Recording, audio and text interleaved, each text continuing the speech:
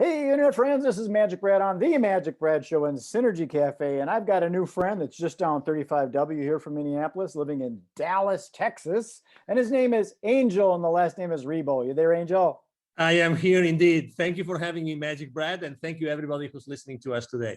How was the weather down there? I understood you guys got some of our Minnesota snow down there a while ago. Oh, come on, don't remind me. That wasn't the worst thing, right? The worst thing was having no power for a long time. Yeah. So weather today is we have some clouds and it's sunny, and we were 49 at the beginning of the day. So probably right now we are over 50. You got the power back. Oh yeah. But the funny thing is that we're having internet outages. Oh sure. Yeah. So Also we have to get ready for that. Hopefully this will go smoothly. Yeah. Absolutely. No. I mean, the thing is, how to say this? You would never imagine that you would be 35 degrees inside your house. I mean, it's like crazy stuff. And how can we possibly do that? You see your breath? It was dark, so I don't remember. Well, Angel, I don't do these real long. I keep them kind of condensed. And Oh, please, absolutely. I'm all about it. Please. Absolutely. Thank you. How long have you lived in Dallas? For 10 years now. Okay, deep roots. Yeah, it's a great place. It's a great place. Yeah, absolutely. And you're married and got kids? You're a single? I'm married. I have 3 kids. Okay. 2 live at home. The other one left already. So yeah. So I mean, we are excited. We love it here. We're very, very into the community. We are volunteers in local hospices, volunteers in the schools. So we are all in here. I mean, we love it here. We are north of Dallas, actually, in a place called Plano, and it's a. Oh, that's where they make the tackle boxes, the fishing tackle boxes in Plano, Texas. It can be. I don't know. I should be a fisherman. Oh, the tackle boxes. Oh, okay. Oh, okay. Yeah. I think it's the second person that has told me that before. It could be. But there's so many headquarters of large corporations right now. So many things happening in the area that probably like the ones that have lived here, probably they are more like acquainted with former companies, like companies that have been Sure. Well, forever. I'm 63, almost 64 years old. So I'm talking way back when I was a teenager going fishing. I remember I had a plastic Plano tackle box and wow. Okay. Plano. So who would have thunk it? So tell us a little bit about. I mean, let me tell you something. We've been here for 10 years, and there's places that when we came here, there was nothing built. Mm-hmm. And as you know, Texas is the second largest state in the union. Yeah. So there's so much space to fill, that we are in. I mean, it's amazing the amount of companies and headquarters that are relocating every single year. It's also fascinating how fast they can build buildings these days. Yeah, true. Yeah, it's not like brick by brick anymore. They take them big slabs and put them up, and poof, they got a warehouse. I agree. I agree. I don't know what's going to happen with the space, with the office space right now, with all the virus and everything. But anyway, people will figure it out. I mean, we're business people, so everybody figures out what to do with the surroundings. But it's a great area. It's an international area. There's people from many different places in the world here. Very important, high-tech industry. So again, multicultural. This is really a melting pot of cultures here in Plano, Texas. Do you consider yourself an entrepreneur? I do. In the business world? Totally. Yeah. You got that entrepreneurial spirit, and we will innovate and adjust. My background is in the event industry, events, travel, and tourism. Guess what? COVID doesn't like that. That said no. So yeah. I had to innovate, and that's why I'm doing a lot more online things like this, just staying out there, making it happen. So tell us a little bit about your business and what you do. Thank you. Absolutely. So basically, both corporate CEOs and established entrepreneurs, they hire me to bridge the gap globally for expansion and exposure. Basically, I help them grow or accelerate the growth of their businesses through strategies related to going global, basically. Mm-hmm. And basically, it's two very defined parts. One is, exposure. It's all about how do you get the right exposure in the right market at with the right target, right? Mm-hmm. And the other one is how to get, basically, it's more like business development. how to find the right clients or partners or partnerships or distributors or resellers. It depends on what service or product you're providing. So you work with a lot of different type of people, I'm sure. And Yes. do you run into like the old school guys that want to do like radio and TV because that's what works, and they won't innovate into a different way? Well, I haven't had that conversation, but I definitely deal with old school guys. And I think that everybody is so sensitive already about online, that, I mean, I have been offered myself to have a show on a radio station. But obviously then it's all about, I would have it if I could bring my clients on, and then I could help them, publicize their system, their products and services, right? So it all depends. It all goes down to the audience that you are serving. But I think that right now, even the older schoolers are really, they know that they have to be online. And to that purpose, actually, I use LinkedIn extensively. Yeah. I use as you probably have seen, I mean, I'm very active on LinkedIn. I have 27,000 connections. I literally interact with a few, over, now that I counted, it's over 1,500, almost 2,000 people on LinkedIn interacting every single week, literally. Wow. So yeah, I have it's where that's my world. It's where I, interact with everybody. Well, the reason I bring it up, because I'm in the event business, and there was a party supply store locally here, and the old school guys, they've been around for like 30 years or something like that. They wanted to do radio ads. They didn't really want to put money into this social media thing because they wanted to do the old radio. And you could take that money and you can really put it into a much better place online these days when you understand that kind of thing. Some don't. But it's a great way of thinking still, because so the question that I like, I'm not the person that asks, can we do this or can we do that? Like, close-ended questions. I'm more the kind of guy that asks my clients, my partners, I ask, how can we? Yeah. And I think that at the end of the day, the main reason why they wanted to be on radio shows or let's say the classic radio, is because of the human touch. And for instance, the other day I was having a conversation with an entrepreneur. He wanted me to help her launch a show online. And actually we ended up thinking of how do we make this show online as the old radio shows in which people they would never miss the show. They already knew at what time it was every single week. Right. And they wanted to be there, and they wanted to make phone calls to the show and actually ask them questions live, these kind of things, and then the radio shows were many different things, but number one, they were informative, but more importantly, they would accompany you, right? They would be your buddies. You know what I mean? If you felt kind of alone or you didn't know what to do, you would go to those programs because you like the host or co-hosts, right? And it's a place where you wanted to be heard and you were curious about the questions of others.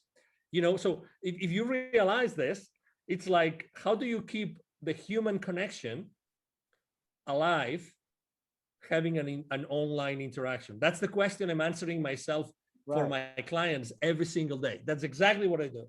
Yeah, it's the human engagement, and like you said, the Q&A kind of thing where you're actually talking and solving problems, and so it might be more applicable. So it's always good to ask those open-ended questions, the who, what, where, when, how, why, to get information in rather than saying this is the way it should be. Yes, sir. Exactly. Yeah. Are there any specific niches that you work in? Do you work in like that's a great question. Real estate? That's a great question. To be honest, historically, I was working with literally every single industry. Today, it's more related to the mindset of the owner, CEO, entrepreneur, more than to any industry. I really don't think there's any industry I have not worked. To be honest. So you prefer to work with the owner operator rather than going through the red tape of the committee and the board and all that kind of stuff? No, that's a great question again. No, I don't mind, because I'm good. I'm good physically. Let's say I like to have the face-to-face, Yeah. So that's where I am really, I mean, if I may say, right, humbly speaking, good at. I'm good at being face-to-face with people, talking to people, listening to people, and understanding what they want so that I can provide them with what they need. So to your question, I really like when there's a structure already in place, because that makes things easier. But that's for corporations, right? But I work a lot with entrepreneurs.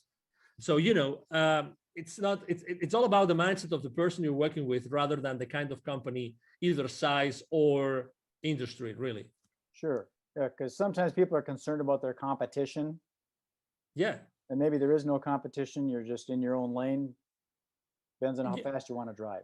But and that's one of the reasons why, for instance, last year here in the Dallas business arena, I was helping an accelerator with their entrepreneurs and startup owners. And we did a couple of webinars throughout the year, last year, about pivoting in times of crisis. And a lot of entrepreneurs, while pivoting, is like you are starting over your business, right? Somehow. So they were afraid of, oh, is there competition or there is no competition? I think that's the wrong question, very, very humbly speaking, okay? I think that's the wrong question. The thing is, I mean, do I really like what I'm going to do or to sell? Mm-hmm. Do I have the expertise? Is there an audience for this? And are they going to pay for it? If you're able to answer those 4 questions, then the competition really becomes irrelevant. Because if you're able to do yourself, you're able to do something better than the competition, if there's competition, then you're going to thrive. So the question is rather not if there's competition, is how can I differentiate myself? And again, I also believe that the same way I told you before that I don't pick like industries, or I don't pick company sizes, or profiles. I pick mindset. I think it's the exact same way. I think that even if you provide the same service as someone else, I think that you are going to be, there's still going to be an audience, because people will like you as opposed to someone else. You know what I mean? I agree. So let's say you and I, we both provide the same service. By nature, there's going to be people that naturally will be attracted to you, and other will be attracted to me, just because of who you are, even because of your physical appearance, the way you speak, your accent. I mean, there's so many variables. I mean, your experience in life, right? There's so many things. I agree. So that's why I think that it all depends on how badly you want to do this, how really enthusiastic and passionate you are about providing a specific service or selling a specific product, rather than the competition. I'm very skeptical about cutting someone's wings because of the competition. Very skeptical. Yeah, I've never really understood the competition in business, because if you look at it, McDonald's and Burger King and Coca-Cola and Pepsi are still there. So nobody's won. There is no goal. There's no end goal like there is in a sports game, where there's a goal and a time that runs out. And there are more and more. It's funny that you mentioned this, because if you go to the central markets or to the Whole Foods markets and these places, you will see that there's probably like 4 or 5 more brands of cola, of cola, refreshment. Yes. There are already. And if you go, actually, I remember when I was still living in Latin America 11, 12 years ago, there was actually a very, very popular soda brand that was from Peru that was competing head to head with both Pepsi and Coca-Cola. And that was, again, 12 years ago, and they started 20 plus years I'm in ago. agreement with that. I think it's, if your mother and father competed, you wouldn't be here. Exactly. You got to work together. Which ends up, which eventually takes you to a place where, okay, so how can I collaborate as opposed to compete? I agree. Maybe so that's why there are so many similar ways. There. I'm building out a thing called the Synergy Collaborative, because that's what it is. It's working together. Figure out how can we don't want to take and share the pie, but let's make a bigger pie. So let me tell you something. So every time I speak about the main mistakes that entrepreneurs make when they start their own journey, collaboration is one of the main mistakes. Number 1, because it's a blind spot for them. And number 2, because they are afraid of it. And number 3, because they're not able to do it. They don't know how to do it. It sounds crazy, but if you analyze it, and you said it great, MagicBrad, we are not taught on how to collaborate. How many subjects did you have? How many periods did you have in your elementary or middle or high schools about collaborating? What's the right way for collaborating? Well, of our collaboration. brains are functioning with the left and the right. So we already got that good and evil and the black and white and the separation. You got to realize that there is a gray. Yeah, but also again, how do you collaborate? How much do you give, and how much do you expect in return? So it's funny, but I really believe that we are very bad in collaboration, very bad. I agree. It's an under. You kind of wonder, okay, I put in 100 hours, you only put in 70 hours, and how come we're splitting 50-50? Yes. So I understand our mind thinks logically like that. Yes. I have another question about who do you serve? Are you in a specific geographic area? Do you prefer the United States, North America, or is it global? Doesn't matter to you? Yeah. So I've had in the last 5 years of my business, I've had clients in Europe, in Latin America, in Asia, in Australia, in Canada. So I have customers all over the place. So when it comes down to helping companies go global, there's really, I take clients from almost everywhere in the world. Right now, actually, I'm working on two projects, and one of them is in Asia, like large expansion projects. And there's really no geographical origin. Obviously, I have a very important footprint here in the Dallas area because I'm here. So there's a lot of executives that know me and know who I am, right? Because they see me around. But my clients really come from anywhere in the world because of the online world. Because some of the things that I'm working on, it's hard for me to work with someone over in Singapore or Bali, Indonesia, because the calendar is so flip-flopped. We're going to meet on Monday, but guess what? It's Tuesday there. Yeah. So I try and stay in the central time zone as much as I can, but to each his own, Yeah. I just had a conference call video conference call at 9:30 a.m. here in Central, and it was really late at night for them. But we try to compensate. We try to do like late for me, late for them, late for me, late for them. So we try. I like the way you operate because it's kind of doesn't matter because over on the other side of the planet, you got early morning people and they got late night people. It depends on the vibe and stuff. So it sounds like you're very open to whoever wants to work with you. I am. Done. Yeah. That's true. So yeah, I mean, typically, I have to say I work a lot of hours. A good day for me is the day in which I have a 2 or 3 hour break in the middle. Okay. So I see my day in 2 big chunks, really, because of that. So so I have a big chunk in the morning, starting really early, and then I have a big chunk. Let's say after 5, I have another big chunk of Asia is waking up and Europe is going to sleep. So what would be some of the key words that you would use for when people are looking for you if they're searching you out? Yeah, international expansion, international exposure.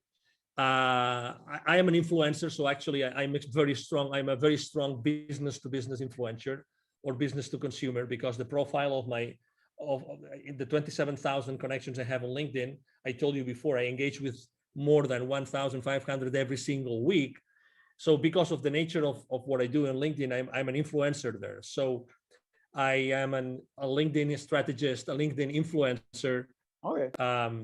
Let's say a global expansion. Those would be the keywords. Yeah, LinkedIn is a whole nother world. I got a friend locally here that wrote a book on it. He calls himself the LinkedIn rock star, Mike O'Neill. I don't know if you know that name. I've heard his name. Yes. He's definitely a Mike O'Neill. Okay. Lives here in Minneapolis, used to be out in Denver, but he's really heavy into LinkedIn Navigator and helping lead generation for his clients. That's what that's good. Generation through LinkedIn. I do a lot of that. MagicBrad, a lot. It's a big world out there, Angel. It's a big world. Yeah, it's a big world, but it's becoming smaller and smaller. Well, I think it's important to, sometimes niche down. Myself, I'm working on what I call narrowcasting rather than broadcasting. Yeah. Trying to stay within the central time zone so that we're all working on the same time frame. And in the event industry, so I'm specific to the event industry, ideally right here in the Twin Cities. So suppliers of events and people that plan events. So I'm pretty niche down, but inevitably you get into this, oh, that looks interesting, I should sell that software to real estate agents, and you get lost sometimes. Yeah. You gotta put the blinders on and stay focused. Yeah, I agree. I have a hard time with that. Yeah. So tell us, how do we get a hold of you if someone says, that sounds interesting, I want to expand my business globally? How do we get a hold of that angel guy? Thank you. Absolutely. So it's very easy. As I said before, I'm actually very active online. So it's going to be, if you Google my name, you will see all my social media outlets and posts every single day, every single day. Right here, Angel Ribo. Thank you. Yeah, that's my LinkedIn profile. Right Thank you. there. If it looks like that, that's where you go. Exactly. Thank you. So you can go to LinkedIn but the easiest way to reach out to me directly is through my email address. Every single day, I answer every single message. I have a team behind me.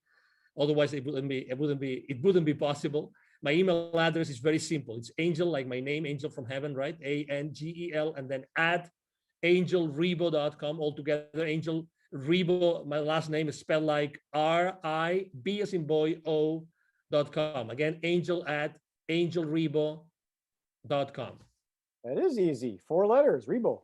Yeah, very easy. Very easy. Well, Angel, I'm going to sign this off and then beam it up to the you. universe and propagate it out to that Thank global you. international world. And we'll see if we can hook some fish. MagicBrad, it's been a pleasure to be here. Thank you for the opportunity to be, in front of your audience and to be able to have this conversation. I really liked it and enjoyed it. As you said, it's very natural. I think that it's people are really want to see or listen to authentic conversations with no hidden agendas nor anything, just being yourself and myself and being ourselves here, trying to inspire. And everybody listening to us, obviously, thank you very much for being with us today. I agree. I think a lot of the business gets closed on the golf course or, at the watering hole as opposed to in the seminar room. I agree. Okay, Angel, thank you very much. Be well. Thank you. You have a good day.